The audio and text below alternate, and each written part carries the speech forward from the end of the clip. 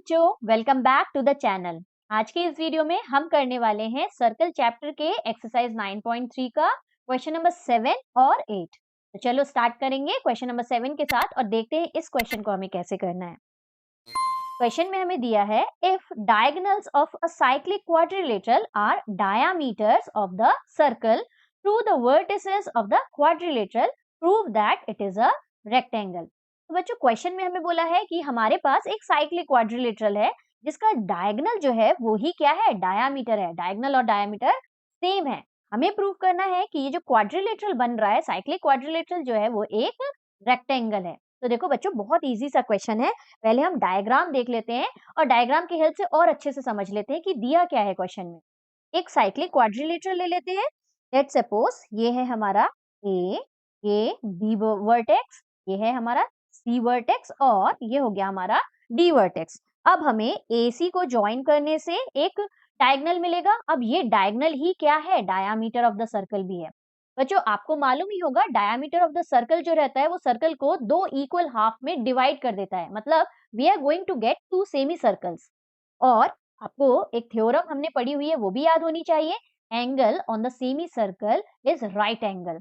मतलब एक semi circle के ऊपर जो एंगल बनता है वो राइट एंगल बनता है।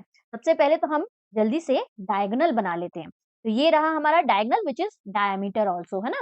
अब ये डायामीटर जो है, BD डायमीटर की बात यदि करें तो ये सर्कल को दो इक्वल हाफ्स में डिवाइड कर रहा है।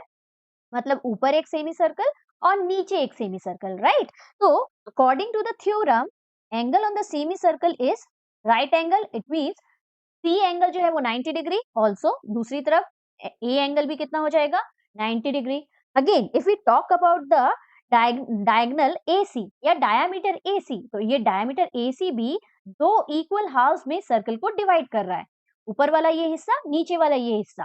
Again angle on the semi circle is right angle. It means ये B एंगल भी कितने डिग्री का हो जाएगा, 90 डिग्री। और ये D एंगल भी क्या हो जाएगा, 90 डिग्री हो जाएगा। So when all the angles are of 90 degree, it means it is a rectangle, है ना। क्योंकि रेक्टेंगल की प्रॉपर्टी यही बोलती है कि उसके सारे एंगल्स कितने डिग्री के होते हैं, 90 डिग्री के होते हैं। तो इसी तरह से हमें इस क्वेश्चन को करना है। क्योंकि टू प्रूफ वाला क्वेश्चन है तो हमें पहले गिवन लिखना रहता है। बच्चों गिवन में हम क्या लिख लेंगे, diagonal diagonal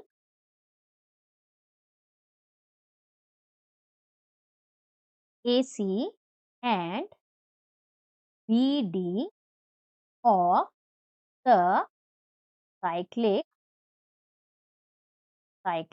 quadrilateral are diameter of the circle। फिर क्या लिखेंगे, जो थ्योरम है, we know that angles on the semicircle are right angles। therefore क्या हो जाएगा, taking AC as the diameter, AC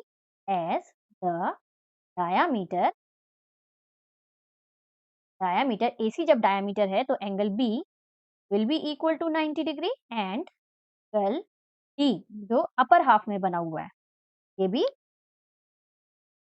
और टेकिंग दूसरा वाला डायमीटर कौन सा है या डायगोनल कौन सा है हमारा, BD।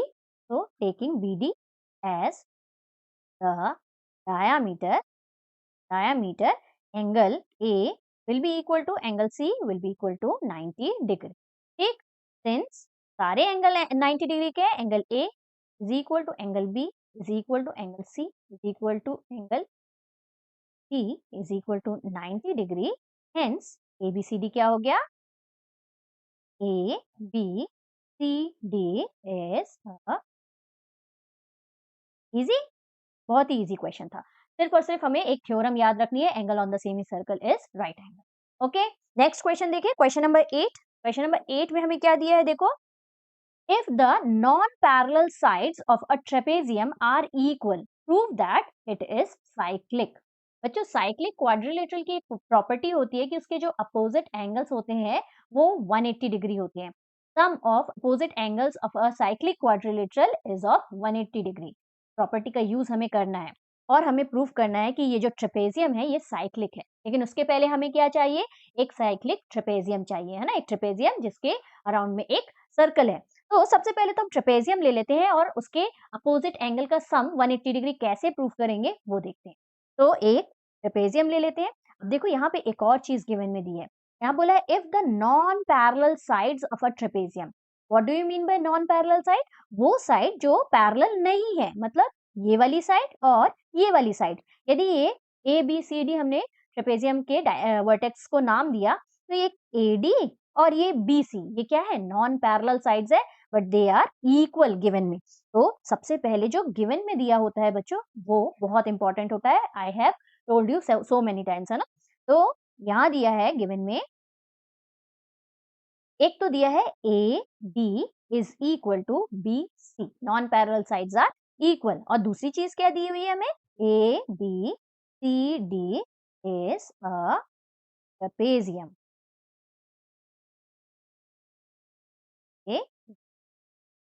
अब देखो प्रूफ दैट वाला क्वेश्चन है तो टू प्रूफ वगैरह लिखना पड़ेगा। तो यहाँ पे गिवन लिखा है हमने तो टू प्रूफ भी लिख देते हैं। अच्छा पीछे वाले क्वेश्चन में हमने टू प्रूफ नहीं लिखा था बच्चों, यहाँ पे भी आपको टू प्रूफ लिखना है। गिवन हमने लिखा था, है ना, और उसके बाद हमें यहाँ पे टू प्रूफ लिखना है। टू प्रूफ में आपको सिंपली क्या लिखना है, टू प्रूफ में आपको A B C D is a rectangle. फिर आपको प्रूफ स्टार्ट करना है, ठीक। तो इस मेथड को फॉलो जरूर करना है, इन स्टेप्स को फॉलो जरूर करना है, ओके। नेक्स्ट देखो यहाँ पे टू प्रूफ में क्या लिखेंगे आप, टू प्रूफ में हमें लिखना है A B C D is cyclic, cyclic. और या फिर हम ये भी लिख सकते हैं कि angle A plus angle C is equal to 180 degree and angle B plus angle D is equal to 180 degree. ये यदि हमने प्रूफ कर दिया तो एबीसीडी जो है वो साइक्लिक प्रूफ हो जाएगा, ओके। तो यहाँ प्रूफ कैसे करेंगे, देखो प्रूफ करने के लिए बच्चों इस क्वेश्चन में आपको बहुत इंपॉर्टेंट है याद रखना कि हमें कंस्ट्रक्शन करना है। हमें देखो एडी और बीसी इक्वल दे दिया है।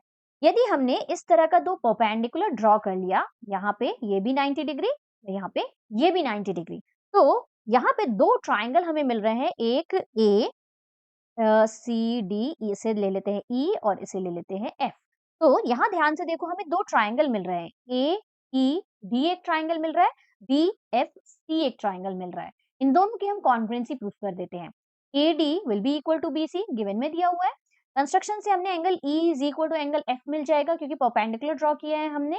और ऑल्सो आप देखो ध्यान से बी डी ई जो है वो इक्वल होगा सी एफ के, perpendicular drawn between the two parallel lines are always equal. तो ये दोनों भी इक्वल मिल जाएंगे, ठीक है। दो आप खुद सोचो, दो पैरेलल लाइन जा रही है, उनके बीच में आपने परपेंडिकुलर ड्रॉ किया है, तो आप कितने भी परपेंडिकुलर ड्रॉ कर लोगे वो सारे के सारे क्या होंगे, इक्वल ही होंगे, क्योंकि पैरेलल लाइंस के बीच में हम परपेंडिकुलर ड्रॉ कर रहे हैं, है ना। तो यहाँ पे डीई जो है वो सी एफ के इक्वल हो जाएगा। It means these two triangles are going to be congruent, और कॉन्ग्रुएंट हो गया तो एंगल ए और एंगल बी जो है वो इक्वल मिल जाएगा। पहले इतना कर लेते हैं, उसके बाद मैं आपको बताती हूँ कि आगे कैसे करेंगे। तो क्या लिखेंगे हम कंस्ट्रक्शन किया है तो ऊपर कंस्ट्रक्शन लिखना मस्ट। कंस्ट्रक्शन में हमें क्या लिखना है, draw draw DE DE DE perpendicular to A B and C F perpendicular to A B, ठीक। अब ले लेते हैं दोनों ट्राइंगल को। In triangle A E D and triangle B F C, A B sorry A B नहीं A D दिया है ना, A D is equal to B C, ये हमें गिवन में दिया हुआ है, ठीक। और दूसरा क्या दिया हुआ है, नॉन पैरेलल साइड्स इक्वल दिए है ना, और दूसरा हमें क्या लिया है हमने, angle E is equal to angle F is equal to 90 degree, ये हमने बाय कंस्ट्रक्शन लिया है। और तीसरा जैसे कि मैंने बोला also DE is equal to C F, इसमें रीजन में क्या लिखेंगे, perpendiculars drawn between two parallel lines, मैंने सब शॉर्टकट में लिखा है बच्चों, आप पूरा लिखना, lines are equal, ठीक। therefore दोनों ट्राइंगल क्या हो गए, congruent. therefore triangle AED is congruent to triangle BFC। अच्छा, यहाँ रूल कौन सा लगा हमने, देखो यहाँ पे हाइपोटेन्यूज यूज हो रहा है, ये हाइपोटेन्यूज यूज हो रहा है और राइट एंगल ट्राइंगल है, तो मैंने बताया एक हाइपोटेन्यूज और राइट एंगल मिल जाए तो मतलब RHS की क्राइटेरिया, एंगल साइड एंगल नहीं लिखना है, यहाँ पे RHS रूल का यूज। therefore हम क्यों कर रहे हैं, हमें एंगल A और एंगल B इक्वल चाहिए, ठीक। CPCT से लिख लेते हैं, angle A is equal to angle B by CPC ना हो गया। नेक्स्ट देखते हैं आगे क्या करना है। तो यहाँ पे हमने देखो एंगल A और एंगल B को इक्वल प्रूफ कर दिया है। अब बच्चों ध्यान से देखो, ये दोनों लाइन पैरेलल है और ये एक ट्रांसवर्सल जा रहा है। हमें मालूम है कि ये दोनों एंगल का सम कितना होता है, 180 डिग्री, बिकॉज दे आर को इंटीरियर एंगल्स, है ना। तो यहाँ पे हमें इन दोनों का सम को इंटीरियर एंगल की हेल्प से 180 डिग्री बताना है। अब धीरे धीरे हम अपने लक्ष्य की तरफ जा रहे हैं, तो हम क्या लिखेंगे, ADC is parallel to, since BC is parallel to AP and transversal कौन सा ले रहे हैं, BA is the ट्रांसवर्सल, ठीक, थोड़ा दूर हो गया, transversal. therefore angle D plus angle A is equal to 180 degree because they are co-interior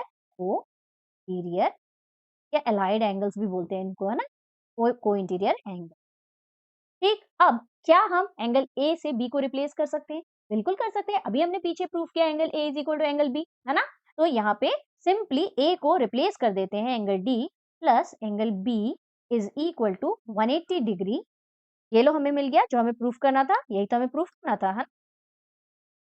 ये B अच्छे से लिख दो और ये की डिग्री, रीजन में क्या लिख देंगे, प्रूफ अबव। अब आप प्रूफ अबव भी लिख सकते हो क्योंकि हमने पीछे प्रूफ किया है, या इक्वेशन को, इस इक्वेशन को इक्वेशन नंबर 1 दे सकते हैं। इक्वेशन को यदि हमने इक्वेशन नंबर 1 दे दिया तो यहाँ पे रीजन में आप फ्रॉम इक्वेशन 1 भी लिख सकते हो, ओके, बोथ आर करेक्ट। तो देखो angle D plus angle B is equal to 180 degree मिल गया। They are opposite angles of a quadrilateral, and when the sum of opposite angles of a quadrilateral is equal to 180 degree, it means it is going to be a cyclic quadrilateral. तो यहाँ से तो हमें proof कर दिया कि ये क्या हो जाएगा, साइक्लिक क्वाड्रिलेटरल हो जाएगा। बच्चों similarly angle A plus angle C भी हम प्रूफ कर सकते हैं, कैसे, देखो यहाँ पे हमने D प्लस A एंगल लिया है 180 degree, instead of angle D plus angle A हमने यदि angle B plus angle C is equal to 180 degree लिया होता, सिमिलरली सेम वही रहेगा, को इंटीरियर एंगल ही लगा रहे हैं हम यहाँ पे भी, तो यहाँ से हम एंगल B को रिप्लेस करके एंगल A कर देते, तो यहाँ मिल जाता हमें angle A plus angle C is equal to 180 degree.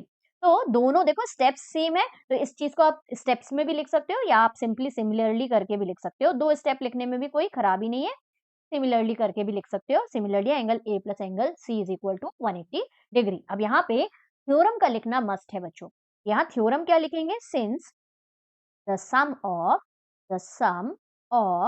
opposite angles of a trapezium लिखो या quadrilateral लिखो, quadrilateral is 180 degree, therefore it is a cyclic quadrilateral या ट्रेपेजियम, वहां सिर्फ साइक्लिक दिया है तो सिर्फ साइक्लिक लिख के छोड़ देंगे। तो यहाँ इस तरह से हमें इस क्वेश्चन को फिनिश करना जरूरी है, थ्योरम लिखना मस्ट है बच्चों। तो आई होप आपको दोनों क्वेश्चन समझ में आ गए होंगे बच्चों, दोनों क्वेश्चन क्योंकि बहुत इंपॉर्टेंट, तो do not forget to practice them, okay. चलो यदि वीडियो अच्छा लगे तो लाइक जरूर करना, चैनल को सब्सक्राइब यदि नहीं किया है तो जल्दी से चैनल को कर दो सब्सक्राइब, कि इसी तरह की वीडियोस आपको आगे भी मिलते रहेंगे। मिलते हैं नेक्स्ट वीडियो में, till then keep practicing maths, take care, bye bye.